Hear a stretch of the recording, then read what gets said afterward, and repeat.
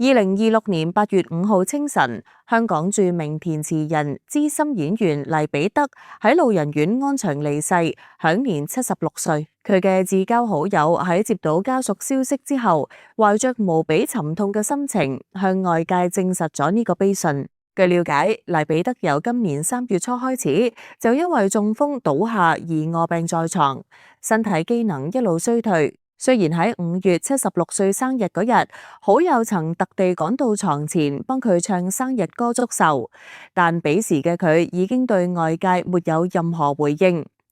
中風前，兩個人聚會飲茶嗰陣嘅爽朗笑容，竟然成咗永別。佢走得好突然，冇留低任何遺言，而後事亦會遵循家屬嘅意願，低調處理。一個用文字雕琢咗整個粵語流行音樂黃金時代嘅傳奇，一個開過白牌車、連小學都未畢業嘅平民才子，就咁靜悄悄喺病床上畫上咗人生嘅句號。大家好，歡迎嚟到粵影往事，視頻製作不易，歡迎大家訂閱我哋嘅頻道，按讚、評論同轉發，防止錯過更多精彩內容。回顧黎彼得呢一生，簡直就係一部跌宕起伏嘅香港底層奮鬥史。佢原名黎成就，1950年出生，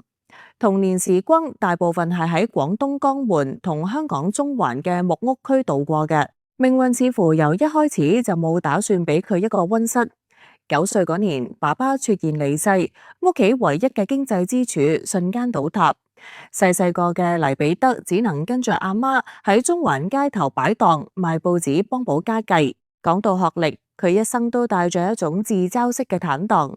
佢成日講自己成世人只係讀咗9個月書，真正喺學校裏上堂嘅時間加埋可能得2個禮拜。呢番話聽落似係一個誇張嘅笑話，但對於一個由社會最底層摸爬滾打出來嘅草根嚟講，卻是最真實不過嘅苦難背景。雖然冇機會坐喺明亮嘅課室裏接受正規教育，但天意總會喺不經意間留返一扇窗。黎彼得從小就跟着中意睇戲嘅姨媽穿梭喺各大戲院之間，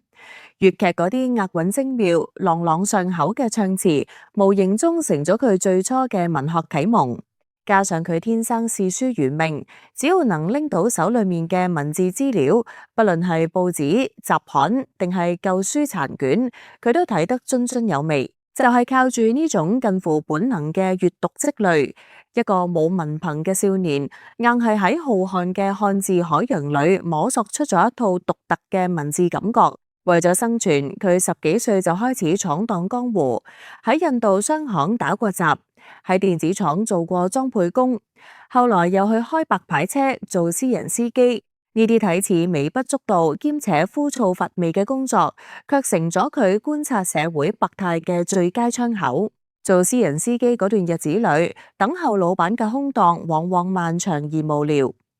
黎彼得便拎起筆嚟打發時間，寫一啲關於底層見聞嘅小文章。後來佢甚至以柴可夫呢個別致嘅筆名，喺年輕人週報上開闢咗專欄《柴可夫司機手記》。一個揸車嘅師傅用咁文雅嘅名號寫文章，本身就帶住一種不服輸嘅骨氣。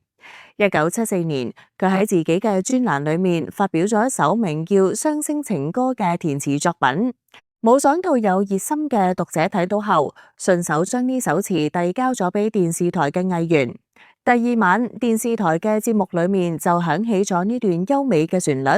觀眾反應熱烈，甚至要求重唱。冇幾耐之後，知名歌手更是專門錄製咗呢首歌，一個的士司機嘅隨筆，居然喺熒光幕前被傳唱開嚟。呢件事俾黎彼得帶來咗極大嘅震撼。佢第一次意識到自己手裏揸住嘅呢支筆，或許真係擁有某種改變命運嘅力量。命運嘅轉折往往比戲劇仲要精彩。當時黎彼得服務嘅老闆個車位剛好與溫拿樂隊成員嘅車位緊挨住，一來二去，大家便熟絡起嚟。1975年，黎彼得開始嘗試為電視節目撰寫部分歌詞，而真正徹底改變佢一生軌跡嘅係嗰一次喺酒樓裏面嘅偶遇。嗰日，黎彼得喺酒樓食飯，隔離台坐住嘅正係紅極一時嘅許冠傑。許冠傑早就睇過黎彼得嘅專欄，對佢嘅文字頗為賞識，於是便主動邀請佢一齊合作寫歌。黎彼得後來回憶起呢段往事時，總會講自己係一個極其幸運嘅的士司機，遇到咗許冠傑呢位伯樂，冇經過任何正統訓練，兩個人坐喺一齊，靠住一股靈感與默契，就開始鬼馬狂飆般咁創作歌詞。1976年，半斤八兩呢張震撼香港樂壇嘅大碟問世，黎彼得與許冠傑嘅名第一次緊緊地貼喺咗同一個封套之上。呢亦標誌住一段橫跨7年嘅黃金搭檔時代正式拉開序幕。由1976年到1982年，佢哋一共合作咗7張唱片，創作出咗無數膾炙人口嘅經典佳作。無論是通俗透亮嘅大眾心聲，定係詼諧幽默嘅俚語小調，亦或係溫婉動人嘅抒情樂章，黎彼得嘅筆下總能精準地捉到市井小民最真實嘅喜怒哀樂。價格熱潮唱出咗小市民面對物價上漲嘅無奈與酸楚，學生歌道出咗青春年少嘅心事與憧憬，尖沙咀蘇時則勾勒出紅塵俗世裏嘅眾生百態。而最能代表佢個人奇思妙想嘅，莫過於打雀英雄傳。佢將經典電視劇嘅主題曲進行改造，把一場麻雀台上面嘅輸贏攻防寫得酣暢淋漓、妙趣橫生，細節豐富到令人驚嘆，成為咗香港流行音樂史上絕無僅有嘅鬼馬傑作。黎彼得嘅詞風極具辨識度。佢獨創性地將市井俚語與地道粵語融為一體，親切自然，卻又充滿戲劇張力。因為經常喺歌詞中幽默地諷刺社會現狀，佢獲得咗鬼馬詞神嘅美譽。但如果你以為佢淨係識寫搞笑段子，咁就大錯特錯啦。喺佢筆下嘅另一面，蘊藏住極為細膩與典雅嘅情感。好似《浪子心聲》呢類作品，詞句間流露出一種難得嘅古典韻味與人生感悟，通俗卻絕不低俗。呢種對分寸感嘅精妙把握，很大程度上得益於許冠傑對佢嘅啟發與磨合。喺合作嗰幾年裏，兩個人幾乎每晚都浸喺一齊構思歌詞。許冠傑係公認嘅好好先生，煙酒不沾，但為咗配合黎彼得嘅創作節奏，亦開始跟着佢飲少少酒，喝下靈感。連樂壇前輩都曾公開稱讚黎彼得係個不可多得嘅天才，直言冇社會閱歷嘅人根本寫不出嗰種入木三分嘅句子。黎彼得始終將許冠傑視為自己一生中最重要嘅貴人。喺遇到許冠傑之前，佢自嘲就好似一個喺黑暗裏面摸索嘅人，係許冠傑帶佢進入咗電影圈做編劇，又一步步把佢帶進咗整個香港流行樂壇嘅核心圈層。然而天底下無不散之筵席，呢對黃金搭檔最終都係走到咗盡頭。談及當年嘅分開，黎彼得後來坦言，很大程度上係因為外部輿論帶來嘅隱形壓力。當時唔少人質疑許冠傑作為名校高材生，點可能寫得出打雀英雄傳呢種充滿市井氣嘅歌詞？肯定全部都係黎彼得一個人寫㗎。呢種流言蜚語日積月累，加上電台播放歌曲時往往只宣傳歌手嘅名，無形中喺兩人之間築起咗一道心牆。最終佢哋選擇咗解除合作，呢一分開便再也沒有重新攜手。雖然晚年嘅黎彼得曾因自尊心謝絕過許冠傑演唱會嘅邀請，但喺佢心裏邊對呢份知遇之恩始終念念不忘。離開許冠傑之後，黎彼得並沒有停下創作嘅腳步，佢開始為更多嘅頂級歌手填詞，展現出咗更為廣闊嘅創作光譜。佢為譚詠麟寫下咗《愛人女神》同《天邊一隻雁》，隨後又喺黎小田嘅邀請下重出江湖，為張國榮填寫咗《Monica》，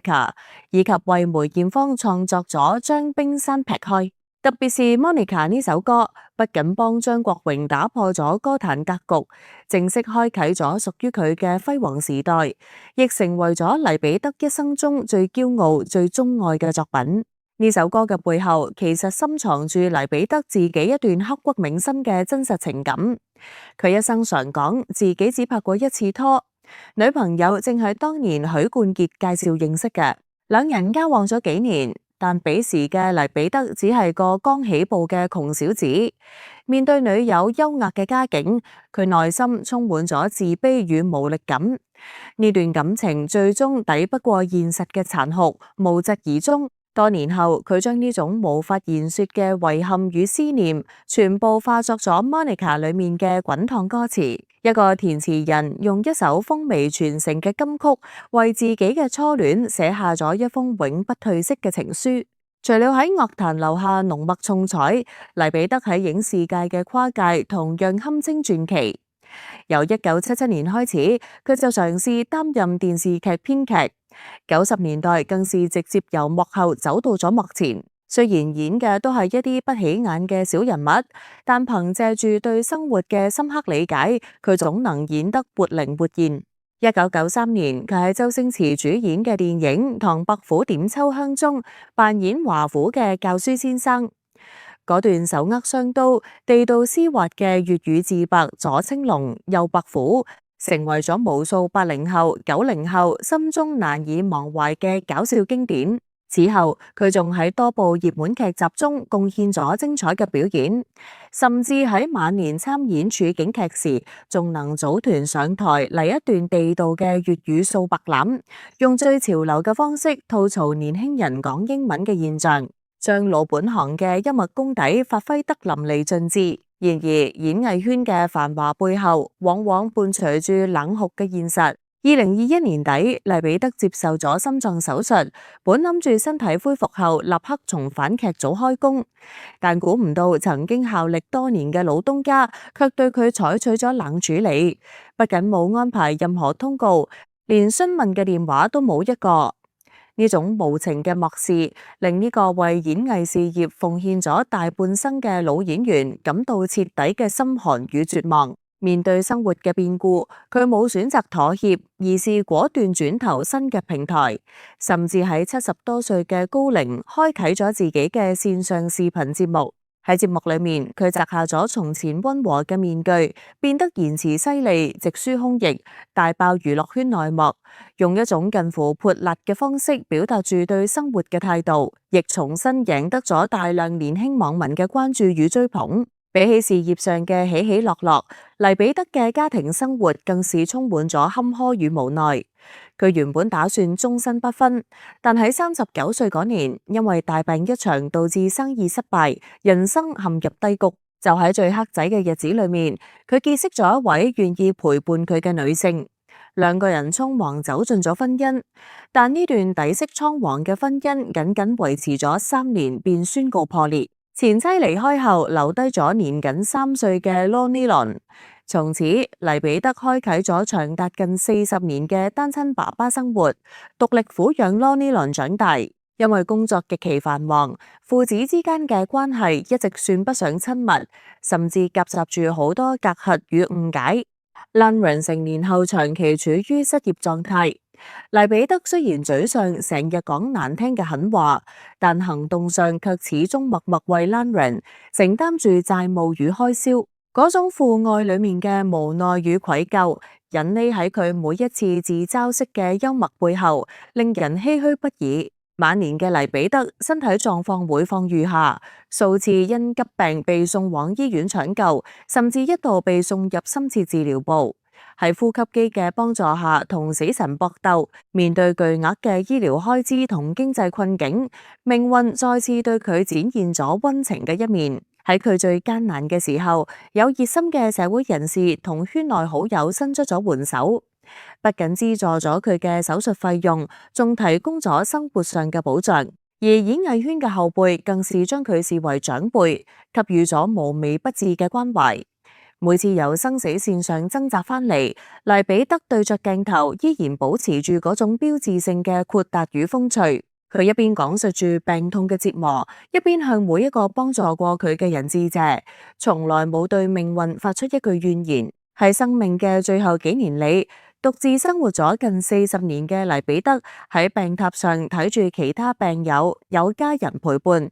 內心深處亦不免流露出對陪伴與溫暖嘅渴望。佢曾坦誠咁表示，希望能夠喺人生嘅最後一段路上，想到一個靈魂伴侶，哪怕係簽一份互相照應嘅契約都好。呢份睇似驚世駭俗嘅宣言，背後隱藏嘅不過係一個孤獨老人最純粹嘅脆弱。由一個中環木屋區裏面嘅無依孤兒，到穿梭喺大街小巷嘅的士司機，再到名震香港嘅一代詞神，影視劇裏嘅金牌綠葉，黎彼得用76年嘅歲月，把自己嘅日子活成咗一首比佢寫嘅任何一首歌都更加跌宕起伏嘅傳奇樂章。如今嗰個鬼馬風趣嘅背影已經遠去，但佢留低嘅嗰啲滾燙歌詞與鮮活形象，將永遠銘刻喺歲月嘅長河裏面，陪伴住一代又一代人繼續前行。時間有限，我哋今日就傾到呢度。